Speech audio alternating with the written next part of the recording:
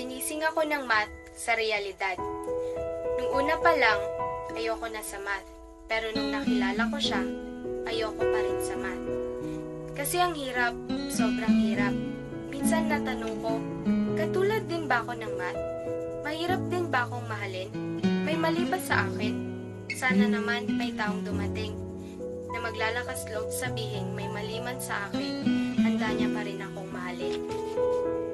Hindi yung gaya niya na nagpaasa sa akin. Umasa ako na one-to-one lang ang relationship namin. Yun pala, one-to-many ang relasyon niya sa amin. Yan tuloy, hindi nag-function. Yung pinaka-ingat-ingatan kong relasyon. Kala ko isa lang itong imahinasyon. Pero nagising ako na lahat pala ito ay real-life situation. Naalala ko paano kasama ko siya. At nandun din ang barkada niya. Para kaming nasa interval at set notation. Kung saan sila yung naka-close interval, samantalang ako naka-open interval. Yung pakiramdam ko, hindi ako kasama. Hindi ako belong sa set nila. Parang ginawa lang niya akong isa sa mga test points niya. Sinubukan lang niya kung magpa-function ba. Kung kami na ba ang magkapareha. Kaso, magka-inverse pala kaming dalawa. Yan palang dahilan kung bakit hirap kaming magkaintindihan. Bakit ganon? Hindi lang kami equal? Hindi na ba kami karapat-dapat sa pagmamahal? Bakit sa math? Pag may problem sa inequality, may paraan pa rin para ma-solve gamit ang iba't ibang property. Pero bakit ako? Hindi ko pa rin mahanap si Destiny. Ang hirap talaga pag maraming problems. Ang masakit pa ay yung loss of logarithms. Lalo na pag addition yung logarithm. Kasi pag ganun, magkakaroon ng multiplication. Parang yung ginagawa niya sa akin. Habang kasama ko siya, sa iba siya nakatingin. Yung unti-unti niya akong dinadagdagan. Isa, dalawa, tatlo, hanggang sa maging maramihan. Kaya yung noon na ako lang, dahil add siya ng add, ayan tuloy nag-multiply. Niyaya ko siyang magkita para masolve ang problema.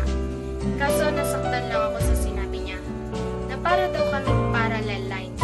Kahit anong gawin namin, hindi pa rin kami pwedeng mag-meet.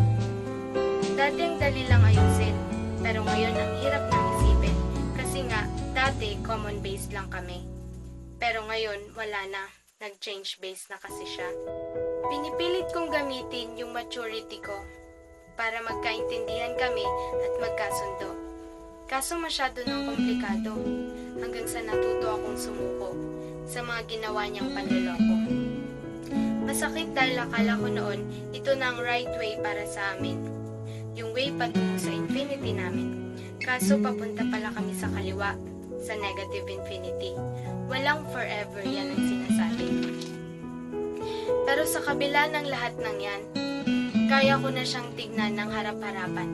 Sasampal ko sa kanya yung katotohanan na nawalan na ako ng gana at nararamdaman sa walang kwenta naming pagmamahalan. Noon yung pagmamahal ko sa kanya parang number na dinivide sa zero. O kaya yung values ng x na hindi kasama sa domain. It's undefined. Hindi ma-define, hindi malaman. Yung hindi ma-explain yung nararamdaman ko sa sobrang pagmamahal ko. Yung kahit walang dahilan, nakangiti ako ng todo. Noon, simple interest lang ang meron ako sa kanya. Hanggang sa nagiging compounded na. Palaki ng palaki yung halaga niya. Pero pasensya na, kasi noon lang yan. Ngayon, parang x-intercept na lang pagmamahal ko. Kung saan, yung value ni x ay 0. Kung noon a number divided by 0, ngayon naman, 0 divided by any number. 0. Wala na siyang halaga. Dahil ABM ako, magaling ako sa business. Kaya itong mga huling salitang gusto kong marinig niya.